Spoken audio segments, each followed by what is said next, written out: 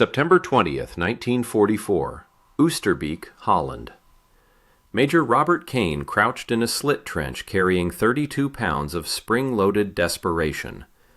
The company commander watched two Tiger tanks grinding toward his position through smoke and rubble. Nobody believed the crude steel tube in his hands could stop 60 tons of German armor. At 20 yards, close enough to see the tank commander's face, Kane squeezed the massive trigger. The spring released with 200 pounds of force. The shaped charge bomb punched through 4 inches of hardened steel. The Tiger halted, smoke pouring from hatches. Kane had just proven that British engineers had created the most ungainly, most hated, most effective infantry anti-tank weapon of World War II. How to kill a Tiger tank with nothing but a bicycle pump and sheer courage.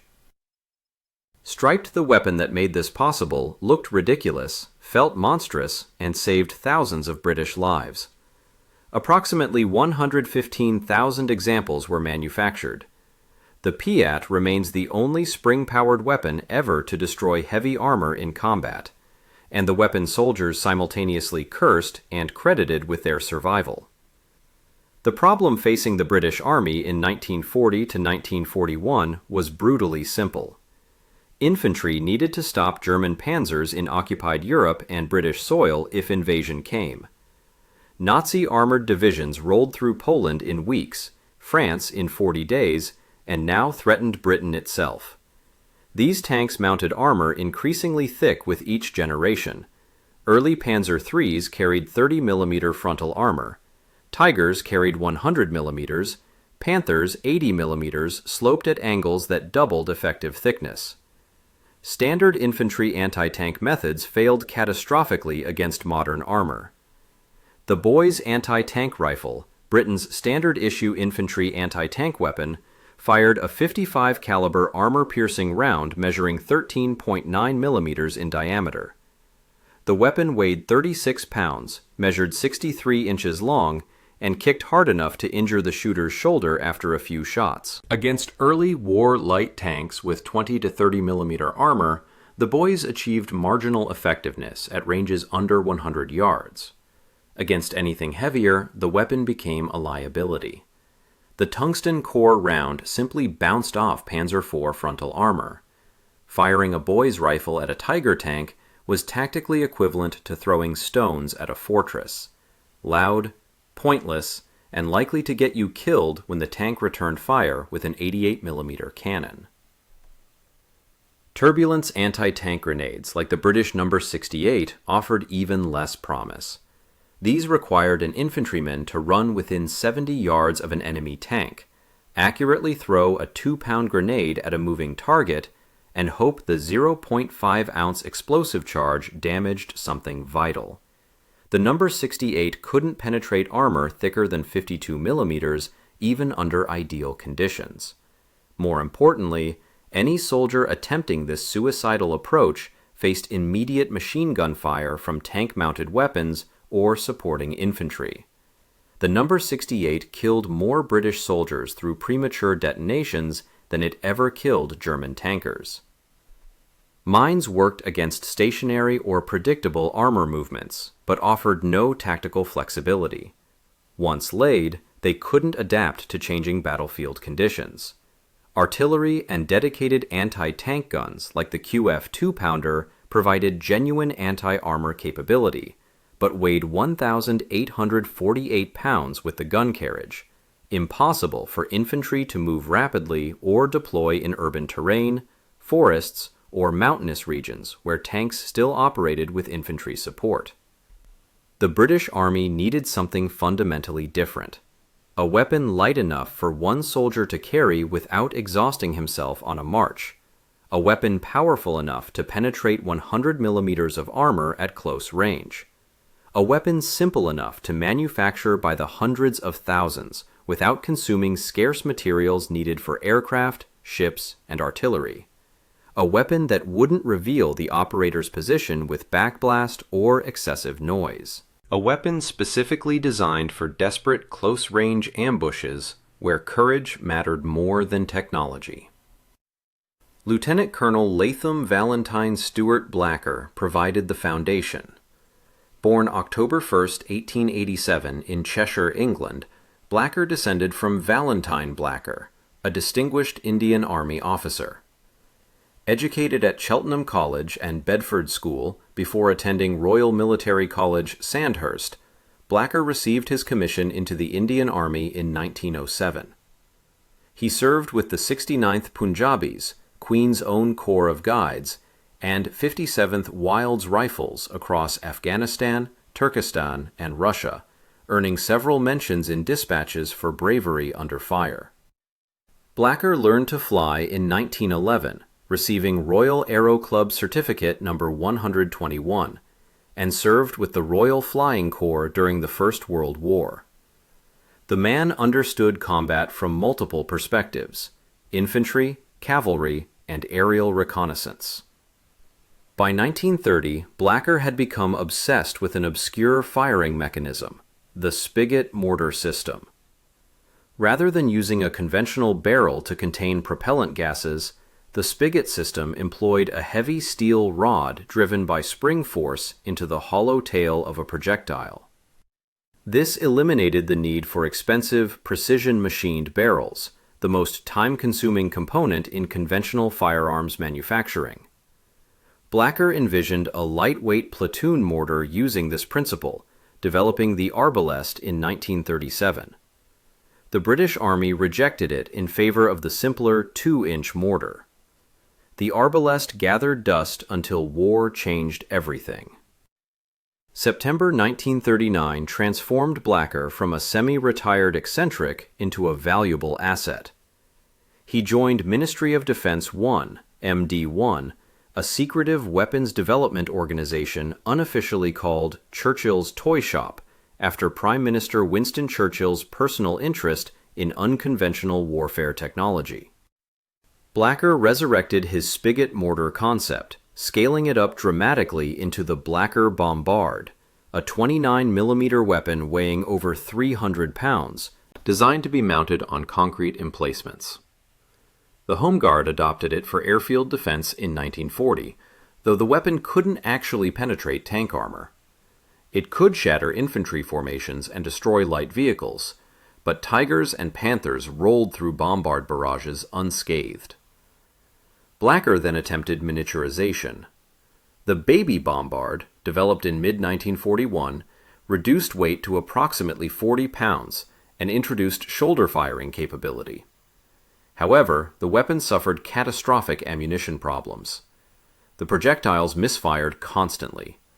When they did detonate, the shape-charge warheads failed to penetrate armor from anything except perpendicular angles.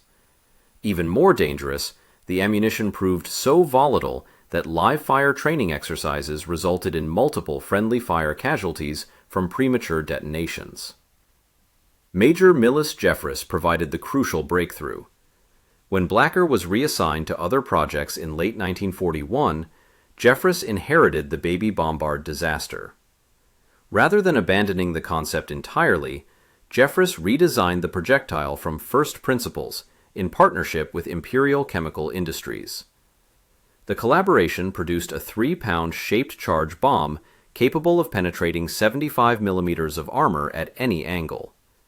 Jeffress also repositioned the massive cocking mechanism, added a proper shoulder stock with recoil pad, and created the distinctive half-barrel directing trough that gave the weapon its bizarre appearance. The resulting prototype, initially called the Jeffress shoulder gun, passed trials at the Small Arms School in mid-1942.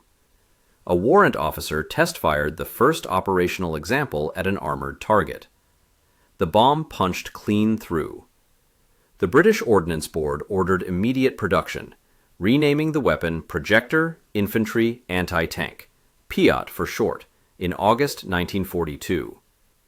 Imperial Chemical Industries, a company primarily known for producing fertilizers and industrial chemicals rather than weapons, began manufacturing in isolated facilities separated from their main operations to maintain secrecy. The firing mechanism deliberately avoided conventional propellant systems. Instead of gunpowder igniting inside a sealed barrel, The PIAT used pure mechanical energy. A massive coil spring, compressed to store approximately 200 pounds of force, sat inside the weapon's 39-inch steel tube body. When released by the trigger, the spring drove a heavy steel spigot rod forward at high velocity.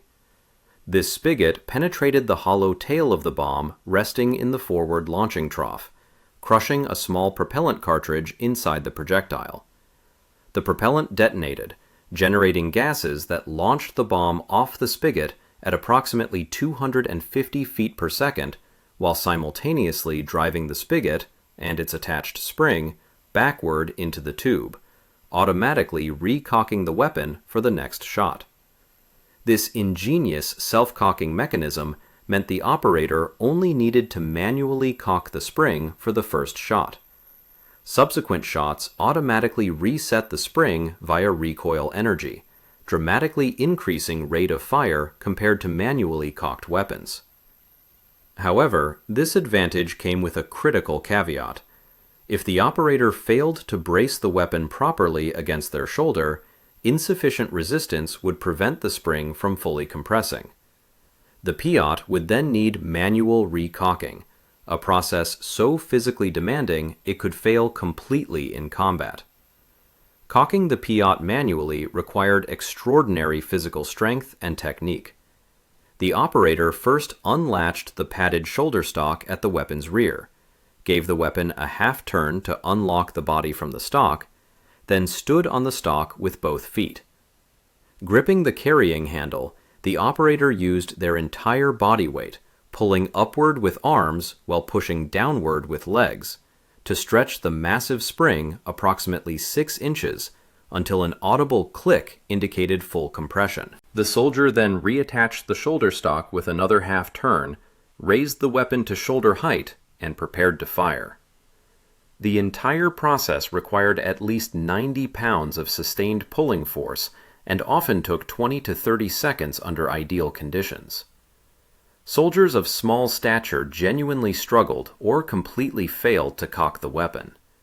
A 1944 Canadian Army survey of 161 officers recently rotated from combat found several noting that shorter soldiers sometimes required assistance from larger comrades to cock their PIATs. In muddy, rocky, or urban terrain where standing on the shoulder stock risked slipping or becoming exposed to enemy fire, cocking became even more difficult. Some soldiers resorted to bracing the stock against trees, walls, or even tank traps to achieve the necessary leverage. Training manuals explicitly warned that attempting to disassemble a cocked PIAT risked severe injury or death if the spring released in an uncontrolled manner. The weapon weighed 32 pounds unloaded, substantial enough that carrying it across miles of terrain exhausted soldiers, but necessary to withstand the massive spring forces involved. The weapon measured 39 inches overall length, with a 1-inch diameter steel tube body, a padded leather and rubber shoulder stock attached at the rear, a massive 4-finger trigger requiring pressure from multiple fingers simultaneously to prevent accidental discharge, protruded from the underside inside an oversized trigger guard. A folding monopod extended from below the forward section, providing stability when firing from prone positions. Rudimentary iron sights consisted of a folding front post and adjustable rear notch, though most combat employment occurred at ranges where aimed fire proved nearly impossible anyway. The PIAT fired 83 mm caliber bombs measuring 9 inches long and weighing 3 pounds each. The projectile consisted of a hollow steel body containing 12 ounces of high explosive, capped with a conical-shaped charge liner made from copper. 4 spring-loaded fins at the rear stabilized flight, deploying automatically when the bomb left the launching trough.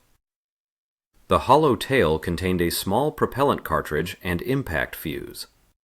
Soldiers carried bombs in canvas bags holding 3 rounds each, though the combined weight of weapon plus 9 rounds, the typical combat load, exceeded 60 pounds, more than many soldiers' entire basic equipment load. The shaped charge warhead used the Monroe effect, discovered by American engineer Charles Edward Monroe in 1888. When the bomb struck a target, the impact fuse detonated the main explosive charge. The explosion collapsed the copper cone inward, transforming it into a hypersonic jet of molten metal traveling at approximately 25,000 feet per second, nearly 7 times the speed of sound. This jet maintained coherence for microseconds, but in that infinitesimal time, it struck armor plating with such concentrated force that the steel essentially behaved like liquid. The jet carved a narrow hole through armor. Then the pressure wave and molten metal fragments sprayed into the tank's interior, igniting ammunition, fuel, and crew. Under ideal conditions, perpendicular impact at 90-degree angle against flat, homogeneous armor, the PIAT penetrated 100 millimeters of steel plating. Against sloped armor, penetration dropped to approximately 75 millimeter effective thickness. This meant the PIAT could defeat most German armor from the sides or rear. Panzer IV side armor measured 30 millimeters, Panther side armor 40 millimeters, even the Tiger's side armor was only 80 millimeters. However, frontal attacks against Panthers, 80 millimeters sloped at 55 degrees, or Tigers, 100 millimeter frontal armor, required either extremely close range or lucky hits on drivers' vision ports, gun mantlets, or track assemblies. The official effective range was listed as 115 yards in the anti-tank roll and 350 yards in indirect fire mortar roll. Reality proved far more modest. The bomb traveled at only 250 feet per second, barely faster than a Major League Baseball pitch, meaning it followed a pronounced arcing trajectory. At 100 yards, the operator needed to aim several feet above the target, relying on crude iron sights while kneeling or prone under enemy fire. Most soldiers preferred engaging armor at 50 yards or closer, where the bomb's flight time gave tank crews insufficient time to take evasive action or return fire accurately. At ranges under 30 yards, the PIAT became genuinely lethal, assuming the operator possessed the courage to allow a tank that close before firing. The weapon produced no backblast, unlike the American bazooka or German Panzerschreck. This proved tactically invaluable. Bazookas and Panzerschrecks created massive signatures of fire and smoke extending 15 to 20 feet behind the weapon, immediately revealing the operator's position to every enemy within visual range. They also created dangerous overpressure in enclosed spaces, making them unusable inside buildings. The PIAT generated only a loud metallic clang and moderate muzzle flash, allowing operators to fire from windows, bunkers, trenches, or forests without instantly attracting every enemy weapon in the vicinity. The weapon kicked like an enraged horse. When fired, the bomb launched forward, while simultaneously the spigot and its 200-pound spring slammed backward into the tube. This generated approximately 40 foot-pounds of felt recoil, comparable to a 12-gauge shotgun firing magnum loads. However, unlike a shotgun that distributes recoil across a smooth curve, the PIAT delivered impact in a sharp spike. Soldiers described it as being punched in the shoulder by a heavyweight boxer. The padded shoulder stock helped marginally, but bruising remained universal among PIAT operators. More dangerous, the weapon exhibited a 12-pound forward weight shift occurring 1/10 of a second before the bomb released. The spring driving the spigot forward created this momentum, requires the operator to actively counter the pull to maintain aim. Inexperienced soldiers often pulled their shots high or lost control of the weapon entirely. Veterans learned to grip the carrying handle with white-knuckle force and brace their shoulder against the stock as if their life depended on it. Because it did. If the operator failed to maintain proper contact with the shoulder stock during firing, the automatic recocking mechanism wouldn't function. The spring would absorb recoil energy but fail to fully compress. This left the weapon in a partially cocked state, requiring manual recocking under combat conditions, a process that took 20 to 30 seconds minimum and often proved impossible while taking fire. Training emphasized proper technique obsessively: stock tight against shoulder, forward hand gripping the monopod or carrying handle, rear hand wrapped around the trigger guard, entire body braced.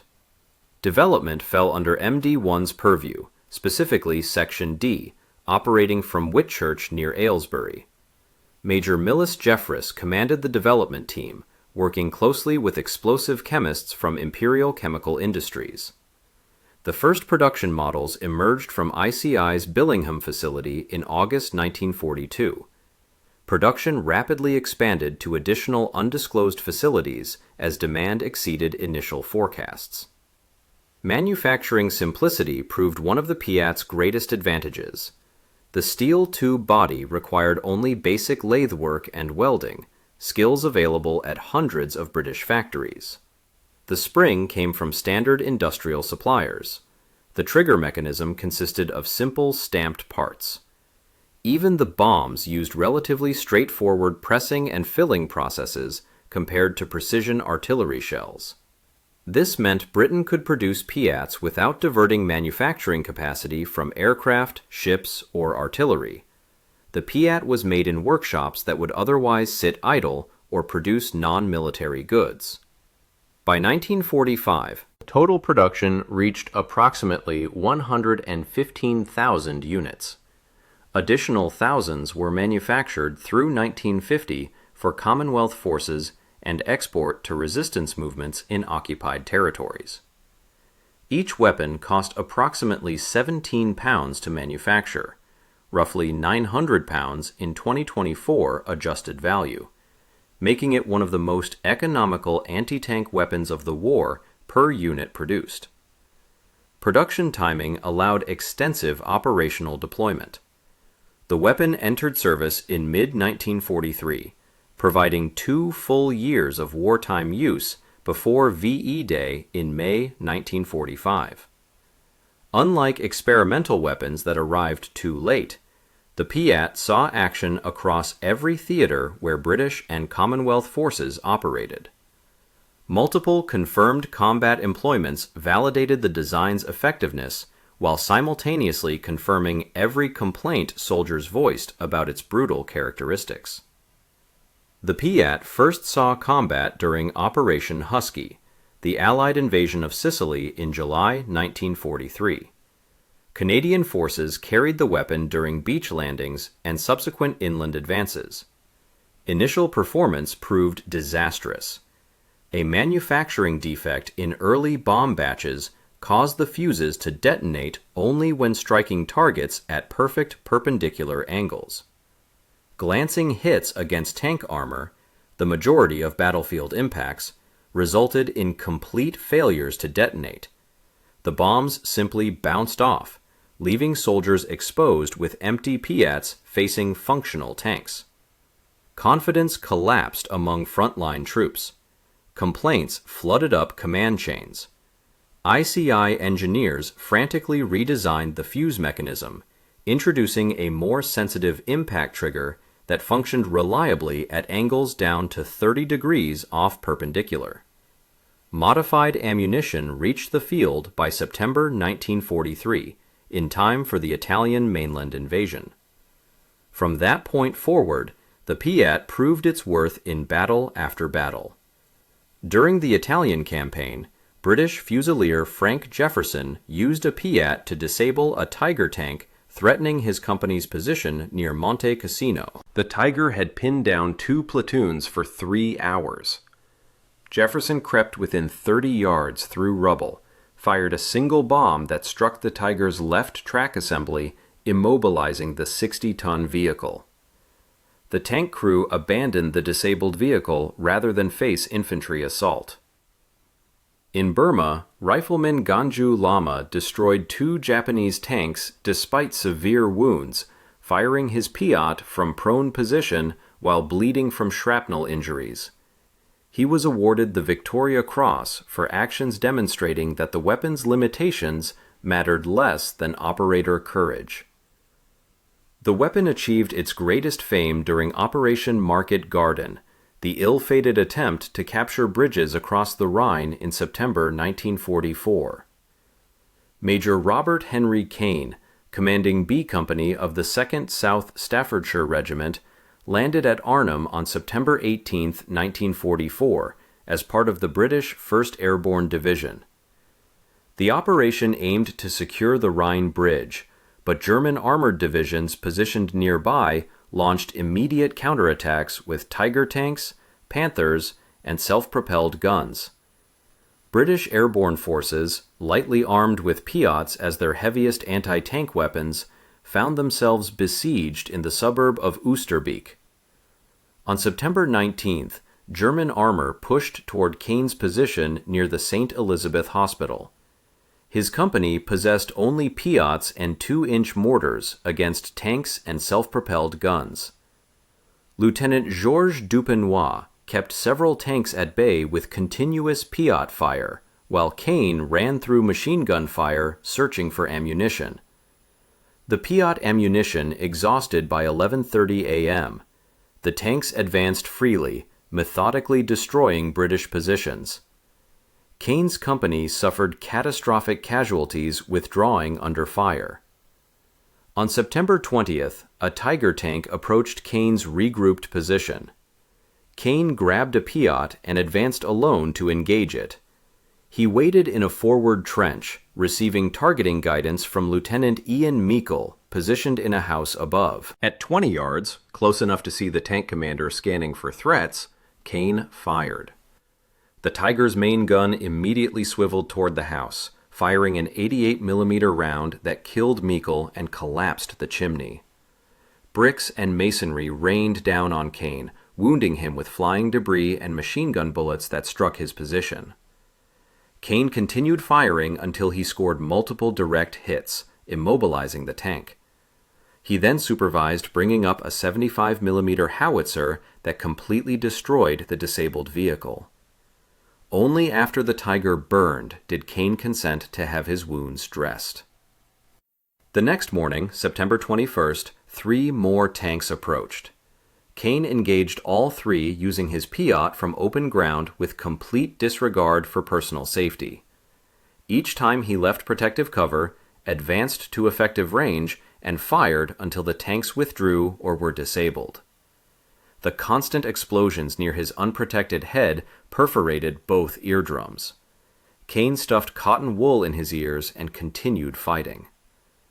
By September 25th, all PIAT ammunition had been exhausted. German armor launched a final assault using self-propelled guns, flamethrower tanks, and infantry. Kane armed himself with a 2-inch mortar, a weapon designed for indirect, high-angle fire, and fired it horizontally at point-blank range against tanks. His improvised direct-fire mortar barrage lasted over 3 hours, completely demoralizing German forces who withdrew in disorder after sustaining heavy casualties. When British forces evacuated across the Rhine on September 26th, Kane had personally destroyed or disabled 6 tanks, 4 of them Tigers, plus multiple self-propelled guns and half-tracks. His Victoria Cross citation stated that his coolness and courage under incessant fire could not be surpassed, and that stories of his valor were being constantly exchanged amongst the troops. Major Kane was the only Victoria Cross recipient at Arnhem who survived the battle. 5 VCs were awarded for Arnhem. The other 4 were posthumous. The PIAT's technical profile compared favorably to Allied and Axis equivalents, despite its primitive appearance. The American M1 bazooka, officially designated 2.36-inch rocket launcher, fired a 3.4-pound rocket at 265 feet per second, marginally faster than the PIAT bomb. However, the bazooka produced massive backblast, extending 15 to 20 feet behind the weapon, immediately revealing operator position. It also couldn't be fired from enclosed spaces without killing or injuring the operator via overpressure. The bazooka's shaped charge warhead penetrated approximately 75 millimeters of armor, less than the PIAT's 100 millimeter capability. Most critically, the bazooka weighed only 13 pounds, compared to the PIAT's 32 pounds, making it vastly more portable. American soldiers overwhelmingly preferred the bazooka, despite its inferior penetration. Blackjack Panzerfaust represented a completely different philosophy. Disposable, single-shot launchers weighing 11 pounds that fired shaped charge warheads capable of penetrating 200 millimeters of armor at 30 yards. German factories produced over 8 million Panzerfausts from 1943 to 1945 at approximately 3 Reichsmarks each, absurdly cheap compared to the PIAT's manufacturing cost. However, the Panzerfaust's single-shot limitation and extremely short effective range, 60 yards maximum, 30 yards optimal, made it purely a defensive ambush weapon. PIAT operators could engage multiple targets in succession without reloading, providing offensive flexibility German forces lacked. The German Panzerschreck, essentially a reverse-engineered improved bazooka, fired a larger 88 millimeter rocket penetrating 200 millimeters of armor at ranges up to 150 yards. However, it weighed 25 pounds and produced even more backblast than the bazooka. The signature was so prominent that Allied soldiers nicknamed it stovepipe after seeing the telltale smoke trails. Like the bazooka, it couldn't be fired from buildings or trenches without injuring the crew. Soviet forces relied primarily on the PTRD anti-tank rifle and RPG-43 hand-thrown anti-tank grenades, both inferior to the PIAT in penetration and safety. PIAT advantages over every equivalent included: no backblast signature for concealed firing, usability in enclosed spaces, superior armor penetration to bazooka or Panzerschreck at close range, multi-shot capability without reloading compared to Panzerfaust, and self-cocking mechanism for rapid follow-up shots.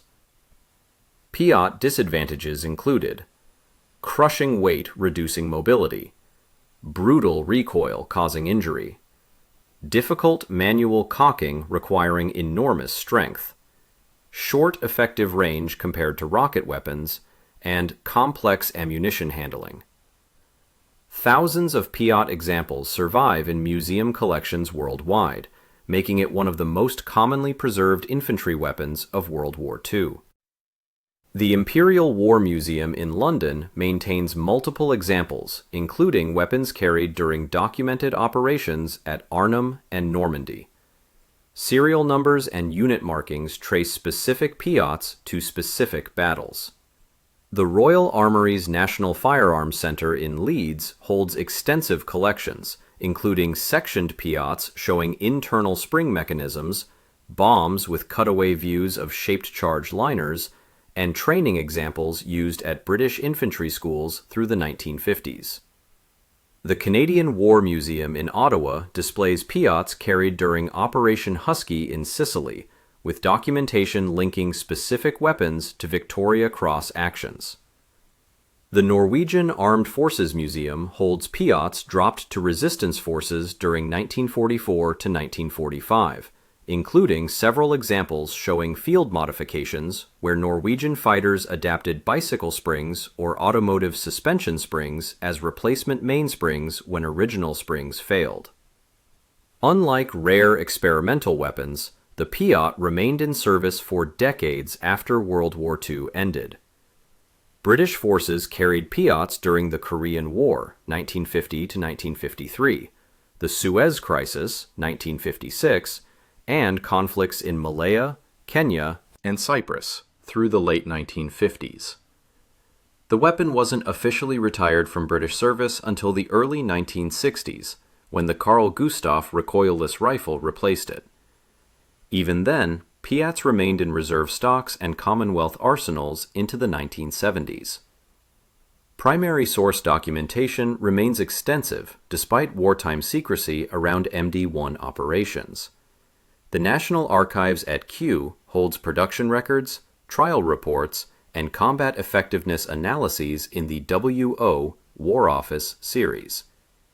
Key references include WO 194/252, containing original trial reports from 1942, and WO 291/1301, analyzing PIAT effectiveness during the Normandy campaign. These documents reveal that 7% of all German tanks destroyed by British forces in the initial Normandy period were knocked out by PIATs, a higher percentage than rocket-armed aircraft achieved. Nightmares War Museum maintains original training manuals, including pamphlet number 13, Projector, Infantry, Anti-Tank, Marks 1, 2, and 3, with detailed illustrations of proper cocking procedures, maintenance schedules, and tactical employment doctrine. The Canadian Army published a remarkable contemporary survey in 1944 to 1945, questioning 161 officers recently rotated from combat about the effectiveness of 31 different infantry weapons. The PIAT ranked as the single most outstandingly effective weapon in the entire survey, ahead of the Bren gun, Sten gun, and every other small arm. This extraordinary result contradicts the weapon's reputation as universally hated, suggesting that soldiers distinguished between disliking a weapon and respecting its battlefield effectiveness. Published sources include David Fletcher's The Universal Tank, analyzing British armored doctrine and anti-tank tactics, John Weeks's Infantry Weapons, providing technical specifications and development history, and Robert Kane's own post-war interviews describing PIAT employment at Arnhem. Critically, some technical specifications remain classified in the United Kingdom to this day, particularly concerning shaped charge liner metallurgy and explosive composition, suggesting these technologies remain operationally relevant in modern weapons. The strategic impact came through battlefield results rather than psychological warfare. German forces respected the PIAT as a genuine threat. Captured documents from the 9th and 10th SS Panzer Divisions operating at Arnhem specifically mention avoiding close-range infantry engagements due to British anti-tank capabilities. Tank commanders learned to maintain standoff distances exceeding 150 yards when possible, reducing their ability to provide direct infantry support. This forced German forces to commit more armor to each engagement, reducing the number of independent operations they could conduct simultaneously. More importantly, the PIAT's existence allowed British doctrine to evolve beyond static defense. Infantry battalions could conduct offensive operations, knowing they possessed organic anti-tank capability. This contrasted sharply with early war doctrine, where infantry relied entirely on supporting anti-tank gun batteries that couldn't maneuver through forests, urban terrain, or mountainous regions where tanks still operated. The PIAT wasn't perfect, but it was portable, powerful, and present, three qualities that mattered more than elegance when tigers appeared. Lieutenant Colonel Stuart Blacker received £25,000 from the Royal Commission on Awards to Inventors for his contributions to the PIAT, Blacker Bombard, Hedgehog anti-submarine mortar, and Petard demolition mortar. This sum, equivalent to nearly £1 million in 2024, represented one of the largest inventor compensation packages awarded during World War II. However, it also sparked controversy. Major Millis Jeffress received recognition for specific improvements to the PIAT, but substantially less financial compensation, despite arguably contributing more to the weapon's final operational form. When a 1944 press report credited the PIAT entirely to Jeffress, Blacker protested vigorously. The dispute highlighted tensions between original concept inventors and engineers who made concepts functional. Prime Minister Winston Churchill personally intervened, asking why the weapon had been renamed from Jeffress shoulder gun to the more generic PIAT. In the end, military nomenclature won out over personal recognition, a recurring pattern in wartime weapons development. Blacker retired from the Territorial Army in October 1942 and died April 19, 1964, at age 76. He spent his final decades writing books about his adventures in Afghanistan and Central Asia during the Great Game era, largely avoiding discussion of his wartime inventions. The weapon's legacy persists through survivor testimonies rather than popular culture. Unlike the Thompson submachine gun or M1 Garand, the PIAT rarely appears in films or video games. When it does, depictions often misrepresent its operation, showing soldiers carrying it like a bazooka or firing it standing rather than prone. This reflects how awkward the weapon appears to modern audiences unfamiliar with spring-powered firearms. However, among World War II veterans and military historians, the PIAT occupies a unique position as the weapon that bridged the gap between inadequate anti-tank rifles and modern recoilless rifles. It proved that shaped charge warheads could work, that infantry could engage armor independently, and that unconventional mechanisms sometimes solved problems conventional designs couldn't address. The PIAT became legendary precisely because it shouldn't have worked but did anyway. A weapon powered by bicycle pump springs destroying tanks should belong in science fiction. The fact that it actually functioned in combat, that Major Kane actually destroyed 4 Tigers with it, that thousands of German tanks fell to PIAT fire, demonstrates that sometimes desperate improvisation produces genuine innovation. For understanding British weapons development, the PIAT demonstrates that necessity creates acceptance. The weapon solved genuine problems through brute force engineering rather than elegance. It achieved adequate technical performance despite using principles that seemed ridiculous on paper. The 200-pound spring worked. The shaped charge warhead worked. The self-cocking recoil mechanism worked. Every technical specification met minimum requirements, even if soldiers hated every aspect of actually using it. Stockings with German approaches proves instructive. Germany developed the technically superior Panzerschreck and tactically flexible Panzerfaust, but both weapons required scarce materials and complex manufacturing that Germany's collapsing industrial base couldn't sustain. Britain designed the PIAT to be manufactured in chemical plants and metalworking shops that weren't building aircraft or ships. This ensured continuous supply even when bombing disrupted major industrial centers. The PIAT succeeded not because it was good, but because it was good enough, and available in quantities large enough that every infantry platoon possessed at least one. Availability matters more than perfection when tanks are grinding toward your position and you're holding a weapon that weighs 32 pounds and kicks like a mule, but at least gives you a chance to fight back. September 20th, 1944. Oosterbeek, Holland. Major Robert Kane crouched in a slit trench with 32 pounds of spring-loaded desperation gripped in white-knuckled hands. The Tiger tank ground closer through smoke. At 20 yards, Kane squeezed the massive trigger. The spring released. The bomb struck. The Tiger halted, burning. The test proved everything. The spring worked. The bomb worked. The courage worked. British engineers had created a weapon soldiers hated and credited with their survival in the same breath. 115,000 units produced. Service spanning 3 decades, from 1943 to 1970s. Documented kills against every German tank type, including Tigers.